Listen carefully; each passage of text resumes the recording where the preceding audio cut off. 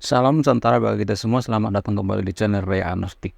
Jika ada preman paling kuat di bumi, jika ada preman terkuat di Indonesia, maka beliau ini lebih cocok disematkan dengan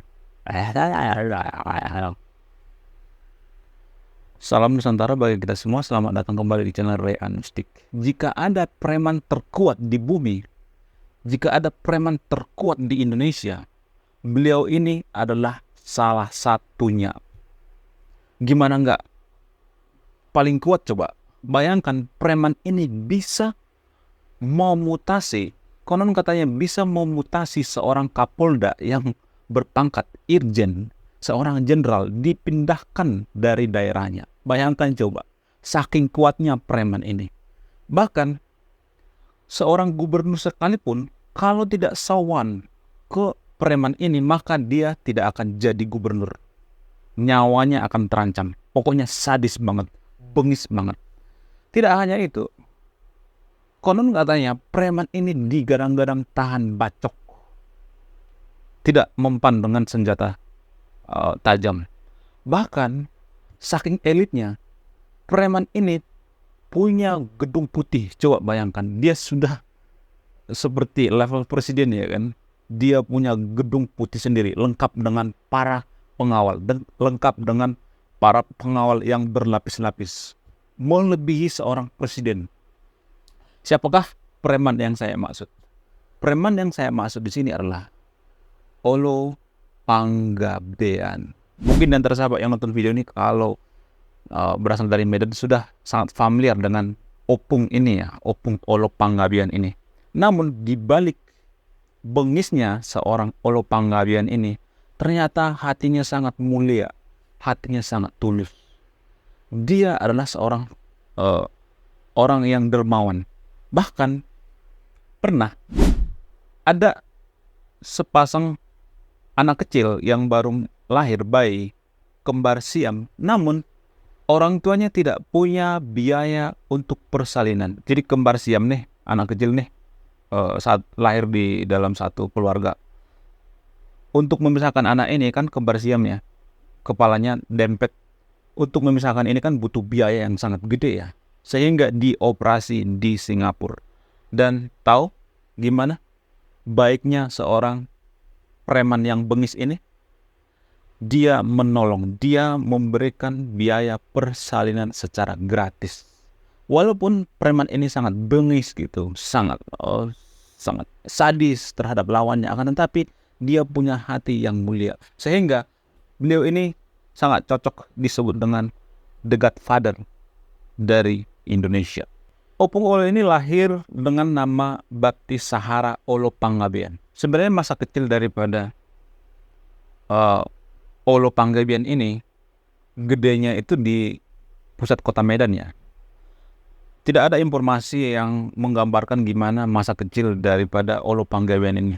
Tidak ada informasi yang lengkap ya. Namun titik balik daripada seorang Olo Panggabean ini bisa sangat powerful di Sumatera Utara ketika beliau ini bergabung pada salah satu organisasi, yaitu organisasi PP, yaitu Pemuda Pancasila. Nah, setelah bergabung di sana beberapa waktu, dia dan kawan-kawannya, Olo Panggabean ini dan kawan-kawannya itu membentuk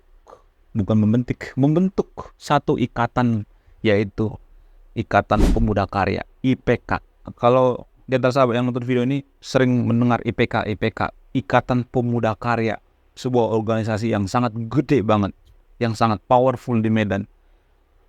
Pendirinya, founder daripada IPK ini adalah Olo Panggabean. Jadi IPK ini awalnya dibentuk oleh Opung Olo Panggabean ini bukan untuk seperti organisasi seperti sekarang ini ya. Ya, seperti ormas gitu. Bukan seperti itu. Tapi awalnya IPK ini dibentuk sesuai dengan namanya, Ikatan Pemuda Karya. Jadi ada banyak pemuda-pemuda yang pengangguran, sehingga mereka ini dibentuk. Mereka ini disatukan satu wadah, yaitu Ikatan Pemuda Karya. Suatu ketika di tahun 90-an, Gedung Putih Olo Panggabean ini diberondong peluru oleh oknum-oknum BRIMOB. Jadi ada bentrokan antara IPK, Olo Panggabean dan oknum-oknum BRIMOB. Konon katanya Olo Panggabean ini adalah bos besar di Sumut. Dia banyak sebutan, ada yang menyebut Pak Ketua, ada yang menyebut Godfather gitu, ada yang menyebut Big Boss, ada yang menyebut penguasa, ada bermacam-macam sebutan Olo Panggabean ini ya.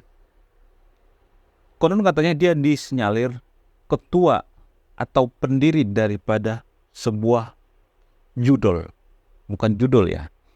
Iya, zaman sekarang judol lah gitu. Jadi judol terbesar di Sumut saat itu, seperti TOGL ya.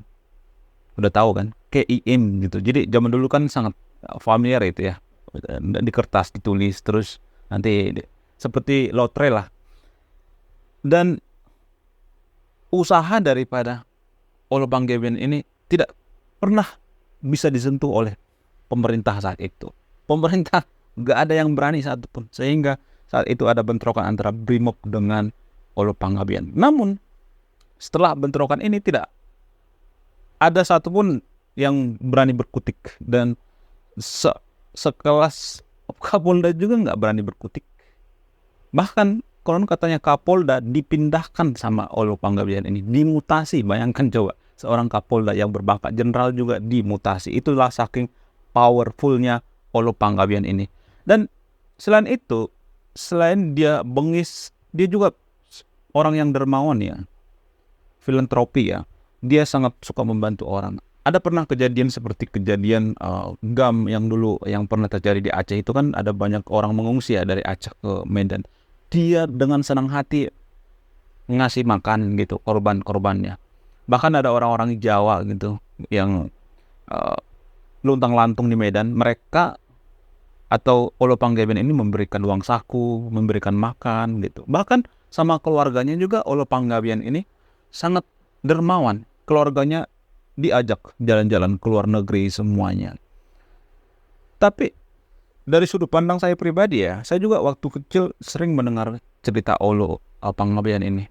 Menurut saya pribadi, dia itu tidak benar-benar yang namanya tahan bacok, tahan sajam gitu. Menurut saya pribadi itu enggak.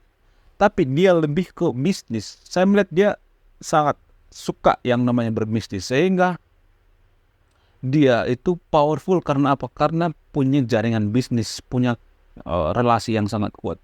Bahkan tahun 98 ketika terjadi keributan-keributan anti Cina, dulu kan di Jawa kan, di Pulau Jawa kan lagi marak-maraknya anti Cina. Namun di Medan tidak terjadi karena apa? Karena pengaruh daripada Olo Panggabean ini.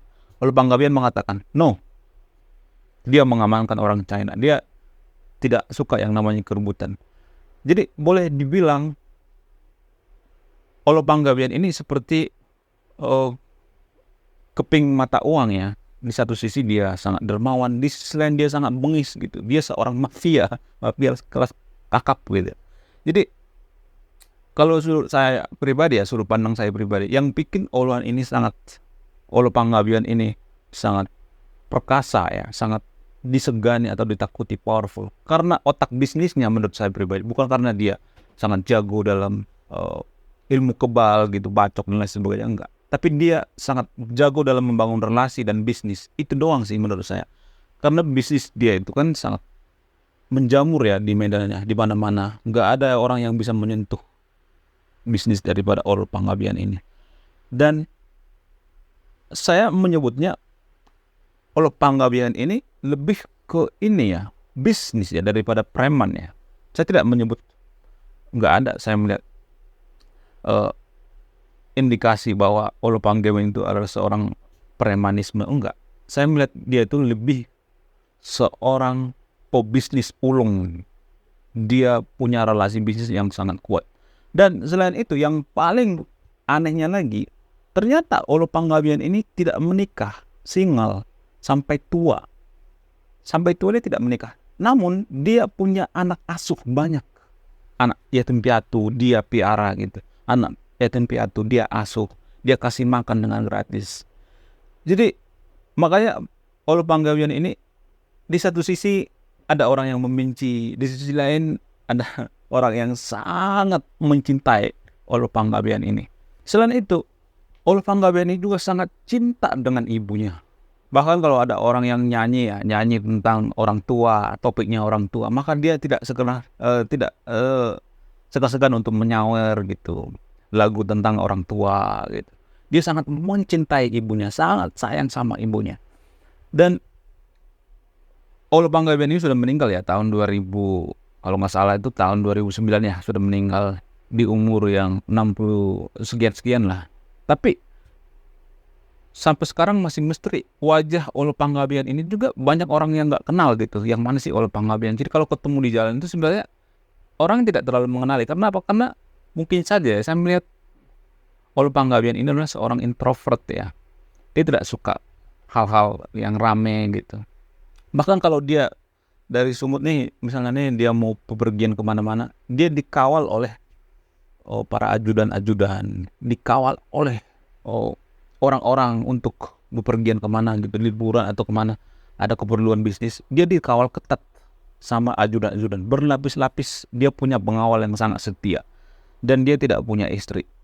Jadi orang-orang Medan akhir-akhir ini menyebut Olo Panggabean ini dengan sebutan Pak Ketua. Jadi tenanglah, beristirahat di sana Pak Ketua. Walaupun Pak Ketua ini disebut orang yang sangat bengis, kalau menurut saya pribadi beliau ini adalah orang yang dermawan, sangat dermawan. Patut dicontoh kedermawannya.